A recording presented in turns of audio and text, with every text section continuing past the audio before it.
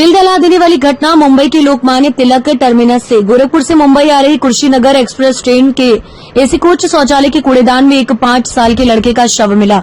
RPF और GRP ने मौके पर पहुंचकर शव को कब्जे में लेकर पोस्टमार्टम के लिए राज्यवाड़ी अस्पताल भेज दिया है और आगे की जांच रेलवे पुलिस और आरपीएफ कर रही है। प्रथम दृष्टया ऐसा प्रतीत होता है कि गला घोंटकर उसकी हत्या की गई है। मिली जानकारी के अनुसार हत्या करने वाला रिश्ते में भाई लगता था। सर, लोकमान्य टिळक टर्मिनसवर एक डेड बॉडी मिळालेली आहे। 7 ते 8 वर्षाचा मुलगा आहे। कुशीनगर एक्सप्रेसमध्ये काय सांगाल आपण?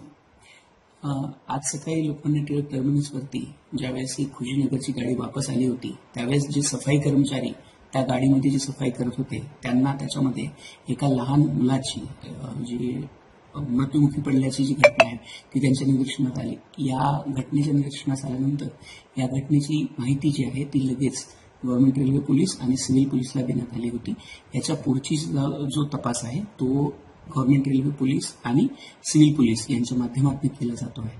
ते टॉयलेटमध्ये जे डस्टबिन होता, कचऱ्याचा डब्बा होता, त्याच्यामध्ये ते बॉडी सापडलेली आहे, काय सांगाल? याच्यामध्ये तिथेच जे सफाई कर्मचारी ज्यावेळेस त्या टॉयलेटला उघडून त्याची सफाई करत होते त्यावेळेस त्यांना ही जी बॉडी आहे याच्यामध्ये ही खाली डुके या टाईपमध्ये त्या परिस्थितीमध्ये सापडलेली आहे आणि त्या परिस्थितीत सापडल्यानंतर तो व्यक्ती किंवा ती जो मुलगा आहे तो जिवंत आहे की नाही आणि त्याला सगळ्यात पहिल्यांदा हॉस्पिटलमध्ये किंवा दाखल करायचा प्रयत्न हा मध्य रेल्वेचे जे कर्मचारी होते आणि सफाईचे जे कर्मचारी होते तिथे कॉन्टॅक्टमध्ये त्यांनी केलेला आहे।